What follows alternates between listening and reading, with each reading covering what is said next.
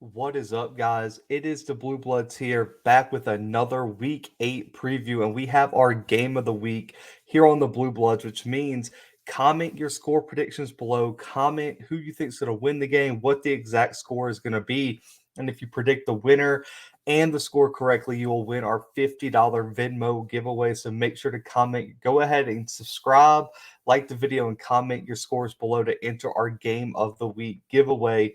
And this weekend, we have one of the biggest games of the week going down in Heinz Field. It could really impact the ACC Championship races. We have the Clemson Tigers traveling up to Heinz Field to take on the number 23 Pitt Panthers. And right now, shockingly, Pitt is a 3-point favorite for a game that kicks off at 2:30 p.m. Central Time, live on ESPN this Saturday. And the implications for the ACC run so deep. You got Pitt, who's currently leading the Coastal Division right now with a 2-0 conference record.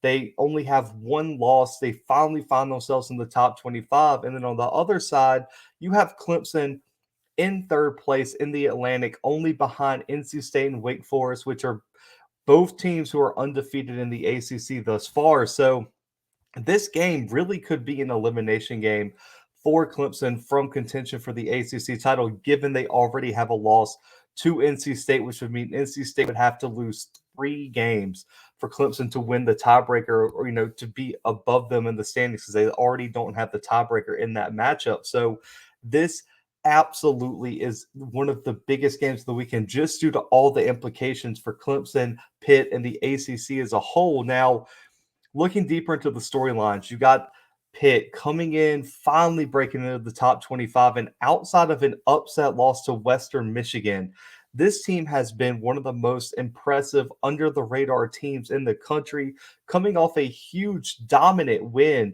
over Virginia Tech in Blacksburg. And it all starts with Heisman dark horse quarterback Kenny Pickett, who has really been quietly setting the field on fire week in and week out. And honestly, this weekend could be his shot to put a lot of the experts and fans on notice to what he's really doing. But we'll get to him in just a minute.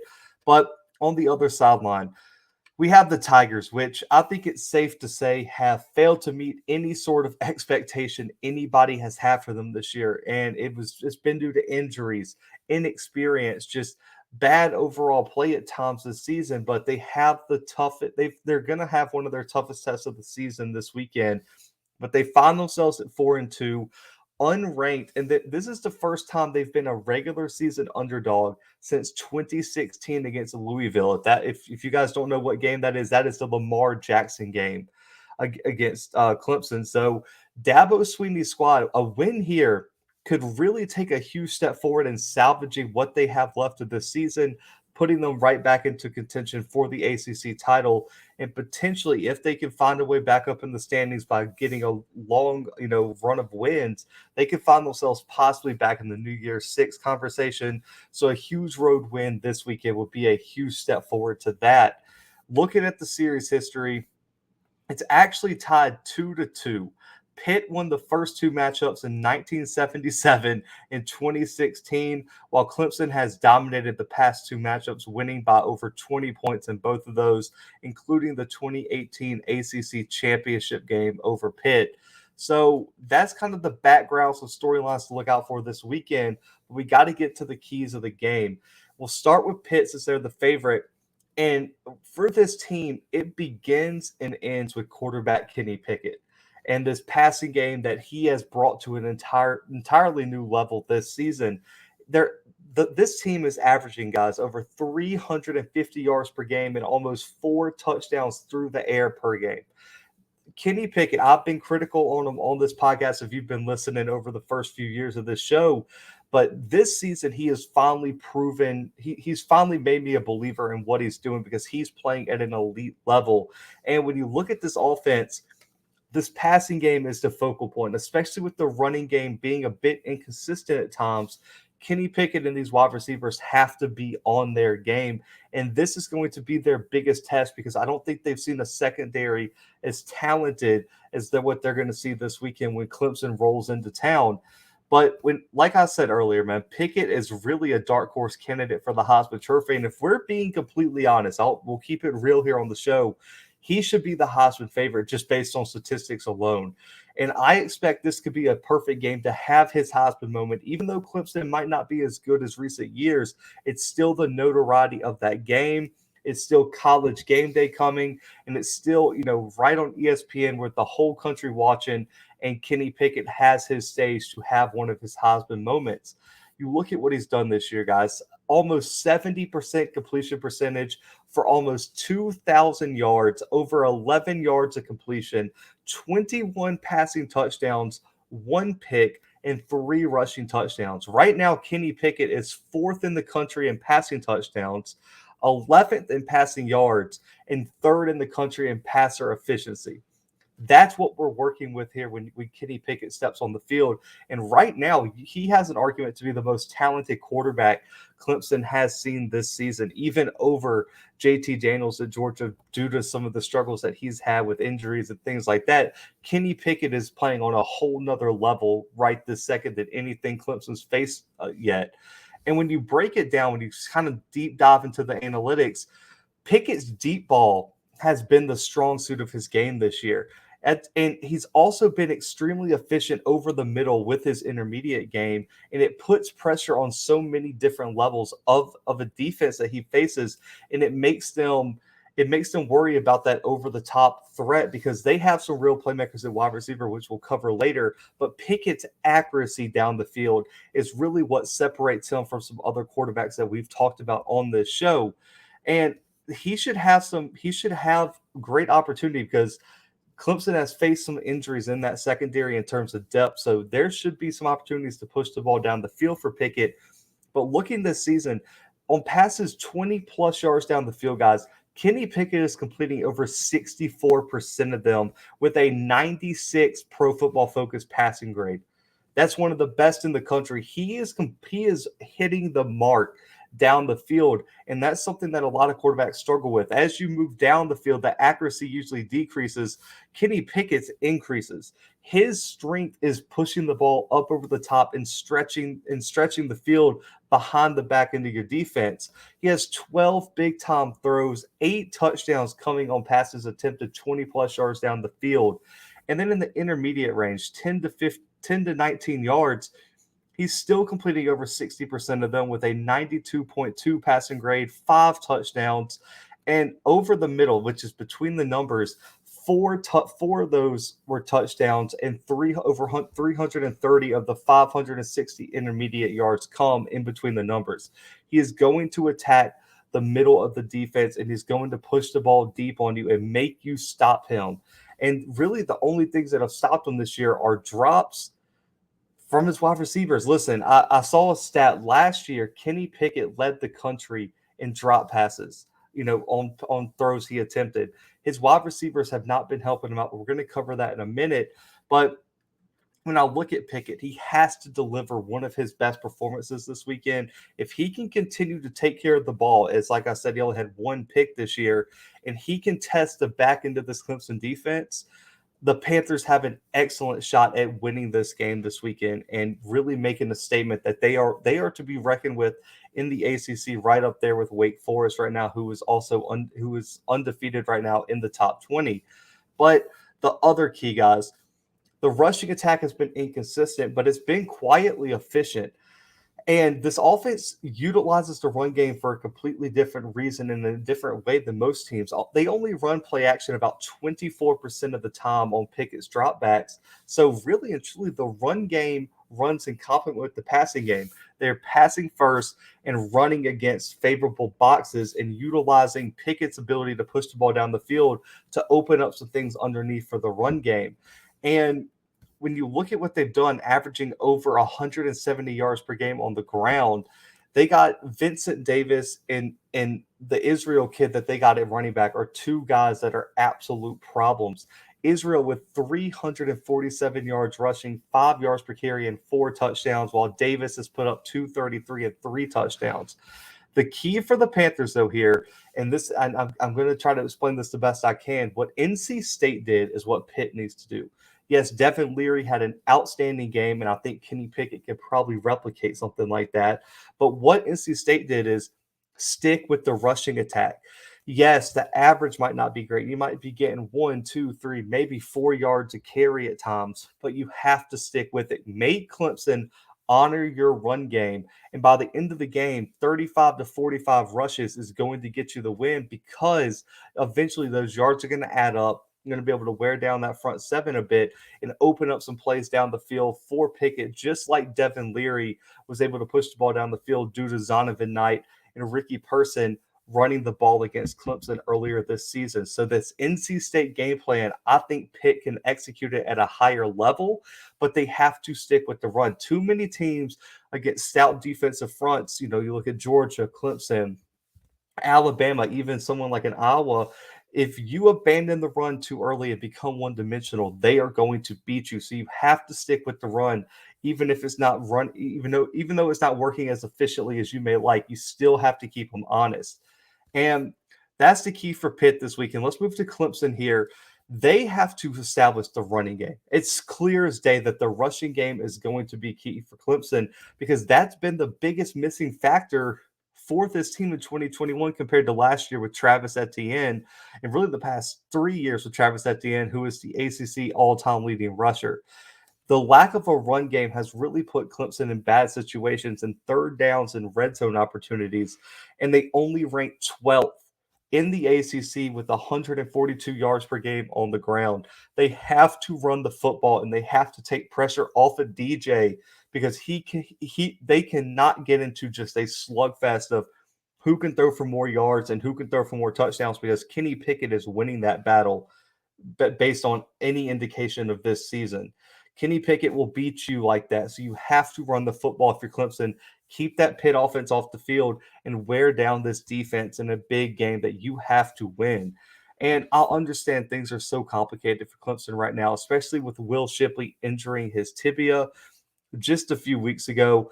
But he's going to be evaluated this week, according to Dabo Swinney, and could possibly be ready. But right now, as I'm recording, is doubtful, which means Kobe Pace is going to have to be the RB1 this weekend. And Phil, I believe it's Mafa, could also find his way into the rotation this weekend like he did last week. But Pace, 300 yards rushing, 3 touchdowns, and 5.5 yards per carry. While Phil has only seen opportunities in 2 games, but he's kind of earning his way into the rotation. Kobe Pace has to be explosive this weekend. He has to be able to set some things up for DJ to work off the play action, to get some favorable opportunities on the outside of this Pitt defense. They cannot be one-dimensional this weekend because if you get into just an air raid battle, you're going to lose this game. So Kobe Pace and this running back room and this offensive line have to pave the way for Clemson and win the line of scrimmage when they have the ball. Now, DJ has been extremely improved over the last 2 games for the Tigers, but his early struggles have really limited the offensive production for this season. And also, the offensive line has not helped him at all with 10 sacks and over 50 pressures allowed. When DJ's under pressure, he's only completing 36% of his passes with 1 touchdown and a 43.7 Pro Football Focus passing grade. The offensive line has to be is probably the biggest key for Clemson as well, because not only do they have to pave the way for the rushing attack, but you've got to protect DJ in the pocket against a Pitt team that has a very solid defensive line year in and year out and can get after the quarterback if need be. So they have to step their game up. And they've slowly improved week in and week out, but it's time to put up or shut up this weekend because you have your biggest threat right now really deciding what this season is going to mean for this program. And the other key is this wide receiving core has to have a big game against this Pitt secondary. This Pitt secondary is only allowing about 220 through the air and less than 56% of the passes being completed against them. So these wide receivers are going to have to be clutch, create separation, and when DJ gets them the ball, they're going to have to, 1, catch it, avoid drops, and 2, make plays in open space. That's the biggest thing that's been missing from this Clemson offense is the explosiveness. With Trevor Lawrence And Amari Rogers and Travis Etienne, these guys were generating explosive plays week in and week out. And I mean, against some of the best teams in the ACC, they were putting up probably 10 to 12 explosive plays a game at times. They have not had that this season. DJ and this crew has not been able to create explosive plays. The wide receivers have been inconsistent in creating separation. This has to happen this weekend. Justin Ross, Joseph Ngata, Davis Allen carving his role. These guys have to go out and make plays. You look at Braden Galloway at tight end. These guys have to be playmakers this weekend. Ross only has 282 receiving yards, 3 touchdowns, and got a 352 receiving, over 19 yards per catch and a receiving touchdown. And Gotta has to be the deep threat that we all can see he can be. He has the potential to take the top off the defense. Joseph Ngata has to have a big game this weekend, and Davis Allen's been carving his role over these past few weeks. I'm interested to see how they decide to use him this weekend. But those are the keys for Clemson. But we got to get to the matchup to watch. And for me, it's the Clemson secondary against the wide receivers of Pitt. This is going to be the toughest test through the air for the Tigers, while Pitt, like I said, has not seen a secondary as talented as they will see this Saturday when Clemson rolls into Heinz Field. But, you look at the wide receiving core, man. They have been spectacular this season, and it all starts with Jordan Addison. I've been talking about this kid for 2 seasons now. I think he has the potential to play at the next level. Dabo Swinney called him the best wide receiver the Tigers have seen this season. And I think this unit deserves a lot of credit for what we've seen Kenny Pickett be able to put on the field this year.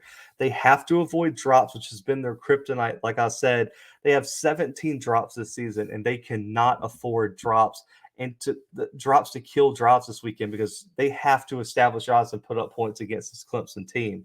You look at Addison, almost 600 yards passing, over 17 yards per catch, and 9 receiving touchdowns. He's entered himself in the Bolitnikov conversation already, and he is having an outstanding year. While Jared Wayne, Taysir Mack, Lucas Krill, all of these guys combined to create one of the best pass catching cores in the country. I mean, Wayne has 315 through the air, 15 yards per catch, a touchdown. Mack is averaging over 16 yards per catch with 2 touchdowns, and Krill has 5 touchdowns this season, a huge red zone threat and a huge explosive option for this wide receiving core. These guys are going to have to find a way to help Pickett out this week, because right now, Pickett and this receiving core are going to have to be the focal point and lead Pitt to another big victory. And this could be a huge statement game for this offense and get a lot of these guys on the radar of some of the, of all the top analysts and scouts in the country. This is a huge test for this Pitt offense, especially since every time they match up with a defense like Clemson, they have failed to live up to the hype. Last year, it had some opportunities and didn't live up to it. So this year, they're putting up the numbers. This is the time to prove that you are the elite offense that you've looked for 6 weeks now. And Clemson, the secondary has done a solid job against the pass this year. They have the number 3 pass defense in the ACC with only about 200 yards through the air. They got 6 picks, and they're holding opponents to an ACC best 5.7 yards per attempt. So something has to give. They're great at not giving up the deep ball, and Kenny Pickett and this wide receiving core are great at hitting the deep ball. So something's got to give here, and that's something to watch this weekend. Who can establish their will this weekend? And the secondary, led by Nolan Turner, super senior safety, and then freshman Andrew Makumba has really stepped up at that safety spot, while Mario Goodrich and Andrew Booth Jr. are going to be the top cornerbacks to watch. You look at Booth Jr. last year, he was statistically one of the best corners in the country. He's been playing very well this year. I really think he is going to be the guy they're going to trust to match up on Jordan Addison across from them in this Pitt offense. Also, I want you to watch out for this guy. He's just coming back from injury. Fred Davis II at cornerback will be someone to watch. And then RJ Mixon and Tyler Venables are some rotational guys. Venables is actually the highest graded coverage guy on this Tigers team. He can play all around. He can play all around this defense, and Brent Venables likes to rotate his guys around the defense. So I expect to see fresh bodies all day long for this Clemson defense, and I expect them to try to do their best to limit explosive plays, keep everything in front of them, and make Kenny Pickett in this offense move the ball methodically down the field. Because if they start just giving up explosive play after explosive play, this one can get out of hand for the Tigers. But for this game of the week matchup, man, like I said, it's a game of the week matchup. Subscribe, comment your score predictions below, and you can enter our $50 Venmo giveaway if you predict the winner and the score right. But Pitt's the 3-point favorite right now, guys. I have them covering that spread. I have Pittsburgh 30, Clemson 23 this weekend in Heinz Field. Right now, I just don't trust the Clemson offense to be able to keep up with what Pitt's going to be able to put on the field. I think this offense is going to be able to score, 25 to 35 points this weekend easily. This passing attack is legit. I think Jordan Addison has a very big day. I think they find a way to be creative, get them in the slot, get them in one-on-one matchups that they feel more comfortable, him winning that battle. So I think the scheme and what Kenny Pickett's doing this year is just going to be too much for Clemson.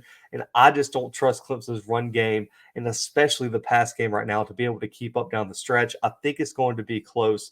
I just trust Kenny Pickett not to make a mistake and lead Pitt to a huge drive to win this game this Saturday afternoon in Heinz Field. So I got the Panthers 30, Tigers 23, a 7-point win for Pitt. So guys, if you're new, subscribe. Comment your score predictions below and let me know what you think about this super important ACC matchup.